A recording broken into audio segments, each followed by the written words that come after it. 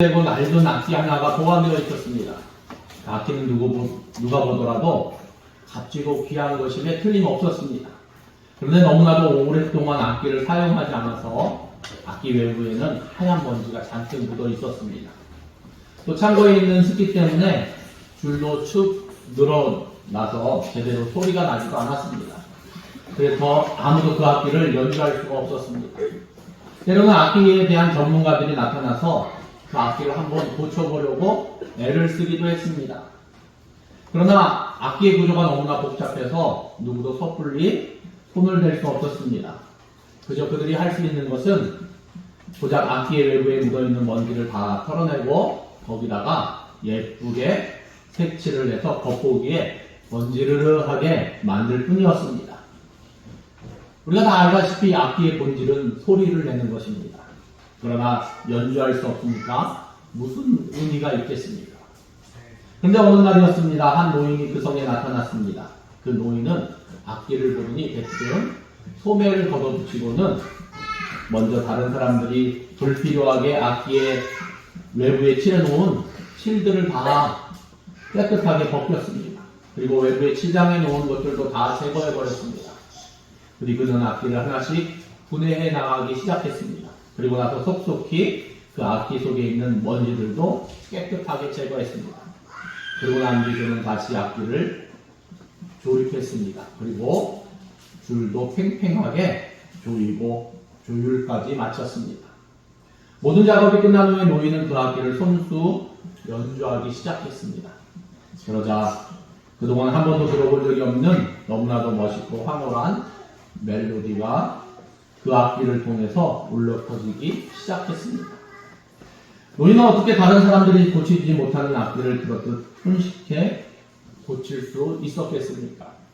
노인은 다름 아닌 그 악기를 만든 장본인이었기 때문입니다. 노인은 악기를 자신이 만들었기 때문에 그 악기에 대해서, 그 악기의 본질에 대해서 너무나도 잘 알고 있었습니다. 그래서 문제점을 찾아내어 악기의 본질대로 다시금 악기를 회복시킬 수 있었던 것입니다. 사랑하는 성도 여러분, 우리 인생은 어떻게 보면 악기와 같습니다. 때때로 우리가 살아가다 보면 죄라는 머리 때문에, 세상이라는 습기 때문에 마땅히 우리가 살아야 할 본질적인 삶의 방법대로 살지 못할 때가 많이 있습니다. 우리의 심령이 병들었기 때문입니다. 무언가 문제를 가지고 있기 때문입니다. 그럴 때 우리는 근본적인 문제를 어떻게 해야지 치유받을 수 있겠습니까? 윤리나 도덕, 아니 세상의 그 어떤 방법 등으로 우리의 근본적인 문제가 해결되겠습니까? 어떻게 보면 그것은 그저 악기의 외부에 페인트 칠을 하는 정도의 그것과 다름이 없습니다. 그것은 근본적인 문제가 해결되지 않습니다. 우리를 만드신 창조주 하나님만이 우리의 모든 근본적인 문제를 완전히 치유하실 수 있습니다. 우리의 삶을 전능하신 하나님 손길에 맡겨서 하나님이 우리의 삶을 연주하도록 만들 때 우리의 삶은 비로소 본질적인 소리를 아름답게 낼 수 있다는 것입니다. 여러분, 차를 새로 살 때 그 차와 함께 따라 나오는 책이 있습니다. 차에 타고 딱 열면 앞에 뭐가 들어있습니까? 네, 매뉴얼이 들어있습니다. 안내서입니다. 거기 보면 차에 대한 자세한 내용이 다 들어있습니다. 엔진 오일은 몇 킬로를 운행한 후에 갈아야 되는지, 타이어는 언제 갈아야 되는지, 또 간단한 고장이 났을 때는 수리를 어떻게 해야 되는지 여러 가지에 대해서 자세히 기록하고 있습니다. 그래서 우리는 그 매뉴얼대로 차를 운행하면은 차의 수명이 다하기까지 안전하게 운전할 수 있습니다. 그 매뉴얼을 만든 사람이 누구이겠습니까?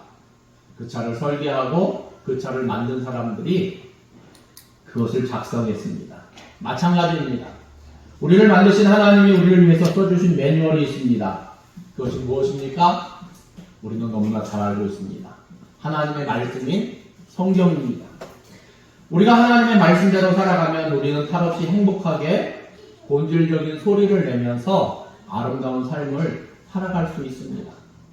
하나님이 우리에게 말씀을 주신 목적은 다른 데 있습니다. 말씀을 붙들고 말씀에 순종하며 말씀을 실행하는 삶을 살라는 것입니다. 하나님이 우리에게 말씀을 주신 것은 그저 듣기만 하라고 주신 것은 아닙니다. 말씀을 들었으면 그 말씀을 붙잡고 그 말씀대로 살라고 우리에게 말씀을 주신 것입니다. 이것이 바로 오늘 야고보 장로가 본문을 통해서 우리에게 주시는 말씀의 핵심입니다. 오늘 말씀을 간단하게 세 부분으로 나누어서 함께 나누고자 합니다. 첫째는 말씀을 행하는 자가 되어야 한다는 것입니다. 너희는 도를 행하는 자가 되고 듣기만 하여 자신을 속이는 자가 되지 말라.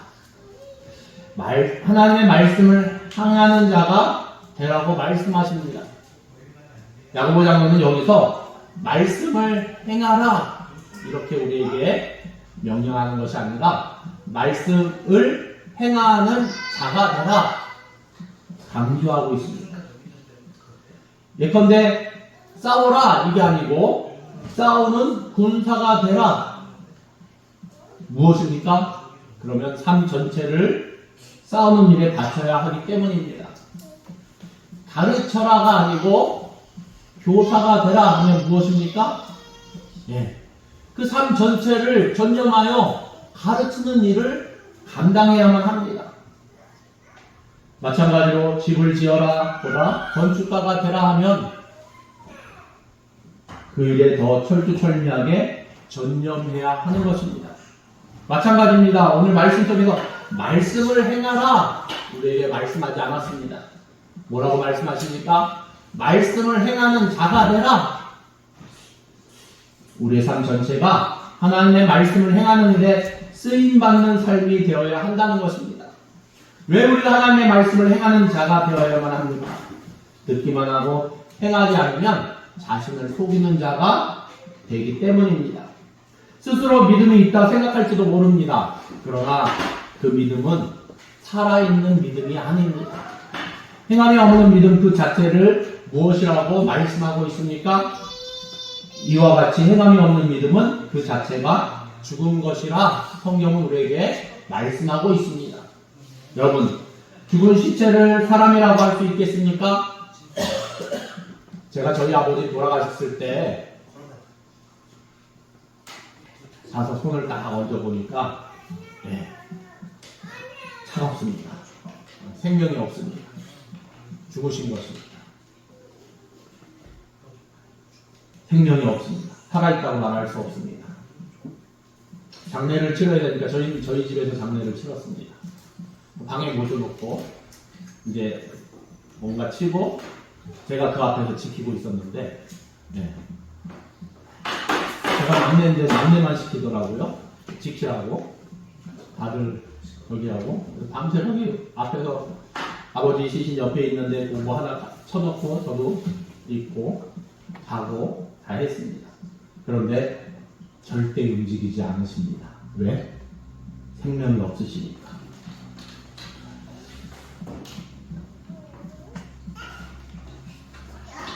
그렇습니다. 하나님의 말씀을 듣기만 하고 행하지 않으면 그 믿음은 죽은 것입니다. 결국은 그 영혼이 메말라 버릴 수밖에 없습니다. 병들어서 죽고 마는 것입니다. 사랑하는 성도 여러분, 우리는 듣기만 하고 자신을 속이는 자가 되지 말고 말씀을 행하는 자가 되어 살아있는 믿음으로 하나님 나라를 드러낼 수 있는 저와 여러분 되시기를 예수님의 이름으로 축원합니다. 두 번째로는 왜 하나님이 우리에게 말씀을 주셨습니까? 그저 듣기만 하라고 우리에게 말씀을 주신 것입니까? 하나님이 말씀을 주신 목적은 그것이 아닙니다. 말씀을 듣는 대로 나가서 실천하라는 것입니다. 순종하라는 것입니다. 야고보 장로는 그것을 하나의 비유를 통해서 알기 쉽게 설명해 주셨습니다. 22절, 24절 말씀. 누구든지 도를 듣고 행하지 아니하면 그는 거울로 자기의 생긴 얼굴을 보는 사람과 같으니 제 자신을 보고 가서 그 모양이 어떠한 것을 곧 잊어버리거니와. 앞에 거울이 있습니다. 얼굴을 쳐다봅니다. 머리가 헝클어져 있습니다. 그러면 어떻게 해야 합니까? 빗을 찾아서 머리를 멋있게 빗어야만 합니다. 거울을 봅니다. 얼굴이 더럽습니다. 그러면 가서 물로 깨끗하게 세수를 해야 합니다. 그것 때문에 우리가 거울을 바라보는 것입니다. 머리가 헝클어져 있고 얼굴이 더러워져 있는데 그냥 다른 일을 하려고 깜빡 잊었다면 거울을 본 의미가 있습니까? 없습니까?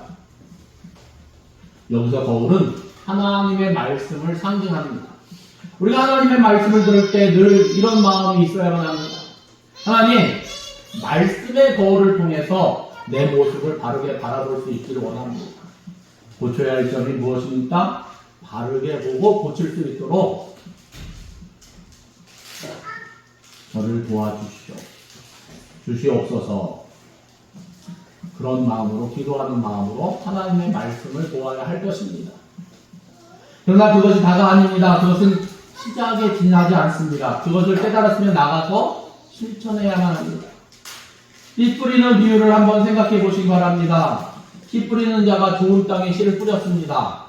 혹 100배, 혹 60배, 혹 30배. 결실을 맺기 위해서 여러 단계를 거쳐야만 합니다. 첫째는 씨를 뿌려야만 합니다. 말씀을 듣는 단계입니다. 믿음은 들음에서 난다고 했습니다. 하나님의 말씀을 듣지 않았는데 어떻게 믿음이 생기겠습니까? 우리가 사모하는 마음으로 말씀을 부지런히 들어야만 합니다.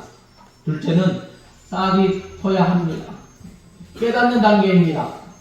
하나님의 말씀을 통해서 깨닫는 은혜가 우리에게 있어야만 합니다.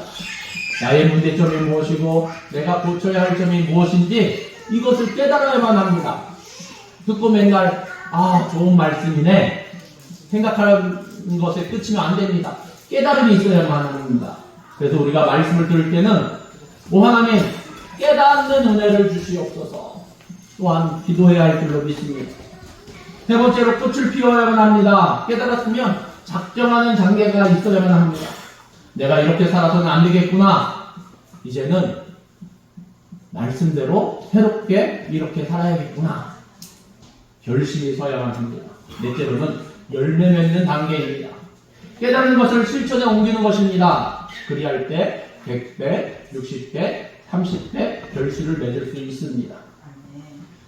창세기 5장에 보면 에녹이라는 사람이 나옵니다. 그는 65세에 자기 아들 무두셀라를 낳았습니다.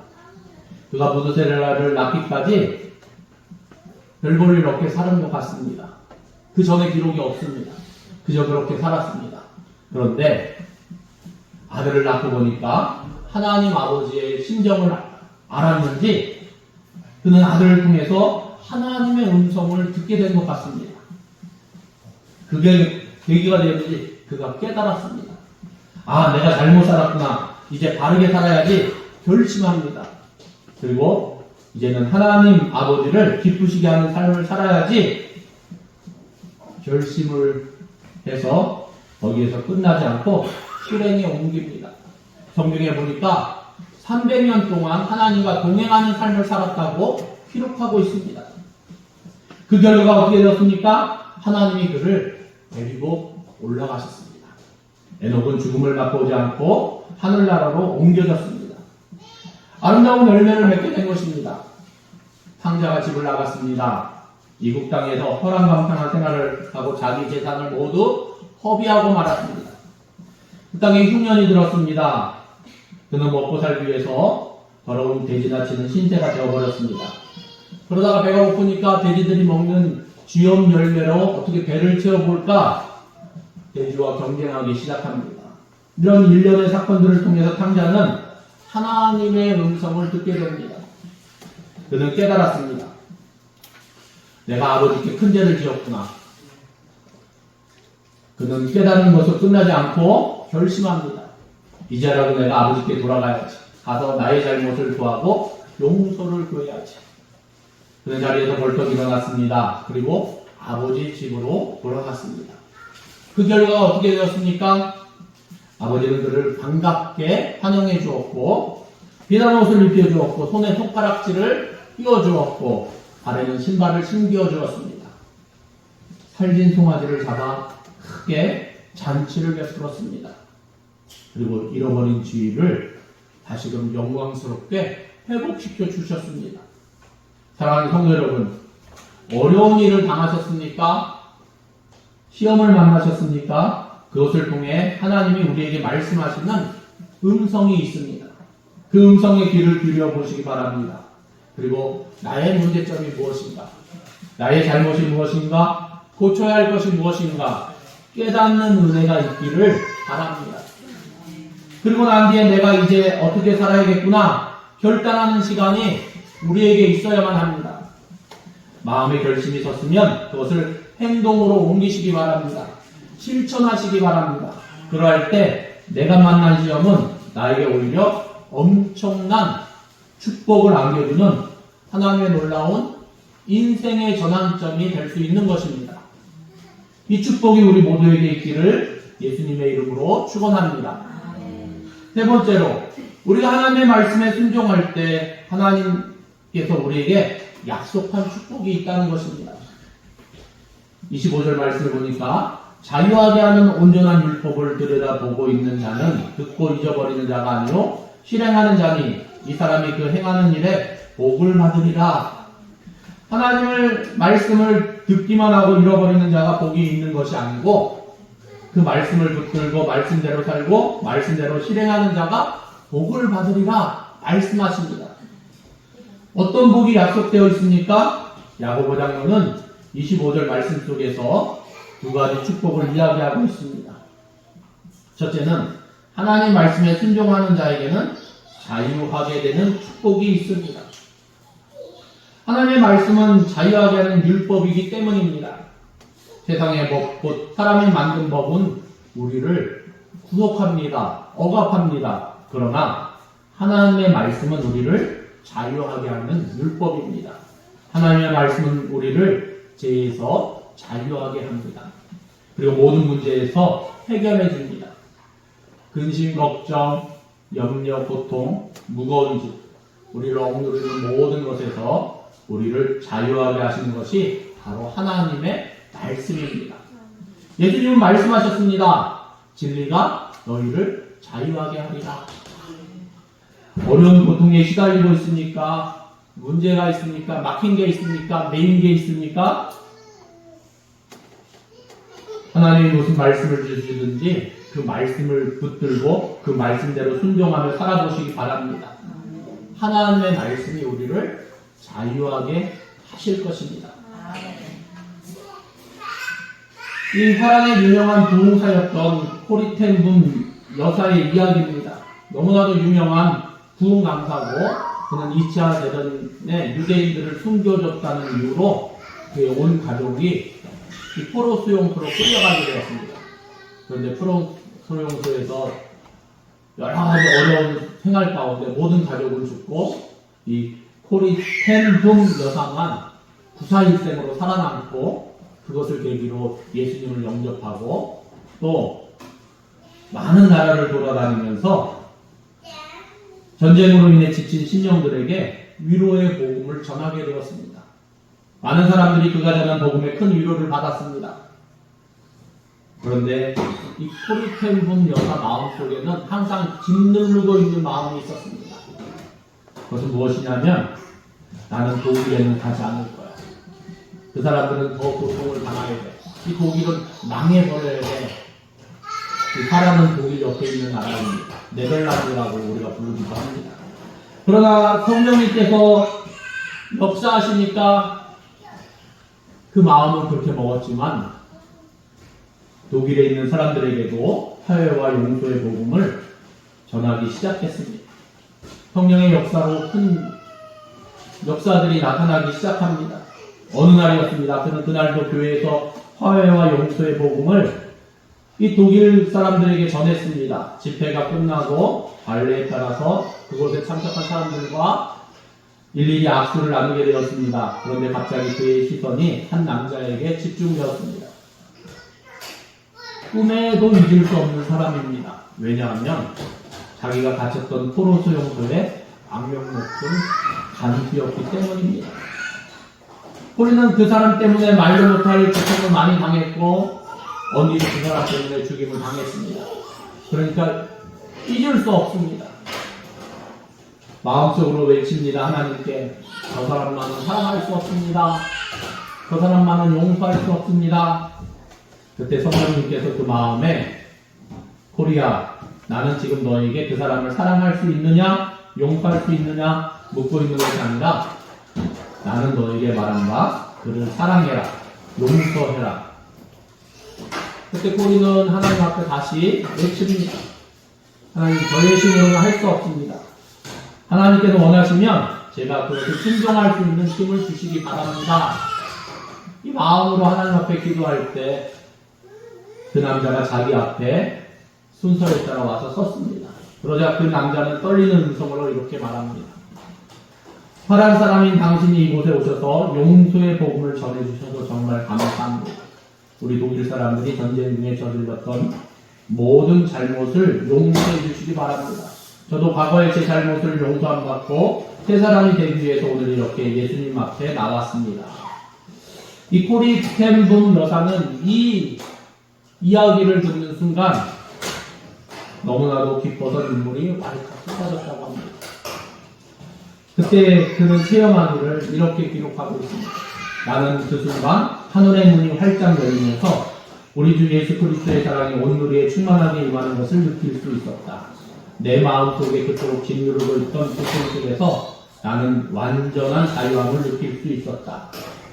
사랑하는 성도 여러분, 진리가 우리를 자유하게 합니다. 하나님의 말씀이 우리를 자유하게 하는 것입니다. 아무리 생각해도 방법이 없는 것 같지만 하나님은 우리를 자유하게 하십니다. 매인 것에서 풀게 하시고 막힌 것에서 뚫어지게 하시고 걱정, 근심, 고통 가운데 무엇이든지 어떤 말씀을 하시든지 하나님의 말씀에 순종하시기 바랍니다. 하나님은 모든 문제에서 우리를 자유하게 하실 것입니다. 둘째로 약속하신 축복이 있습니다.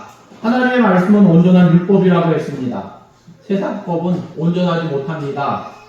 사람이 만든 법은 부족합니다. 자꾸 뜯어 고쳐야만 합니다. 우리가 국회가 있어서 국회의원을 선거를 얼마 전에 했습니다. 그런데 어떻습니까? 입법을 하는데 이 법이 이렇고 저렇고 뭔가 부족하다는 둥 많은 이야기들을 합니다. 우리 모든 욕구를 충족시킬 수 없습니다. 그러나 하나님의 말씀은 온전하기 때문에 우리의 부족함을 온전하게 채워주십니다. 실패를 성공으로 바꿔주십니다.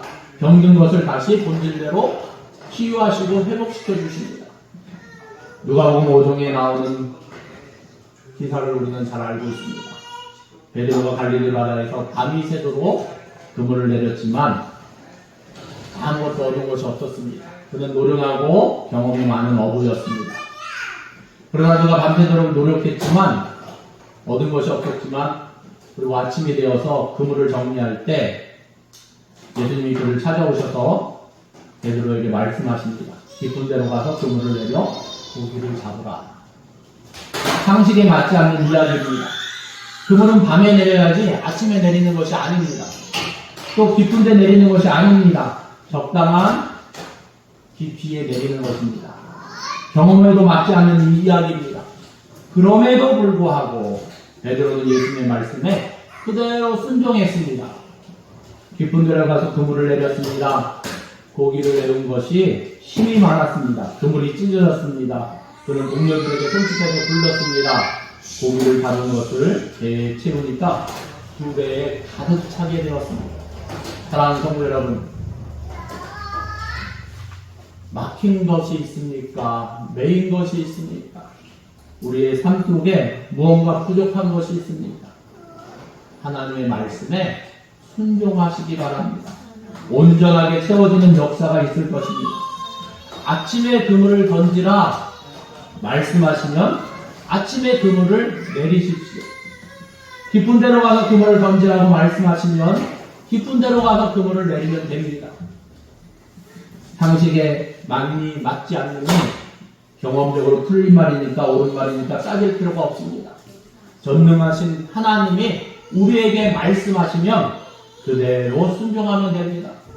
그러면 그 나머지는 하나님이 책임져 주시는 것입니다.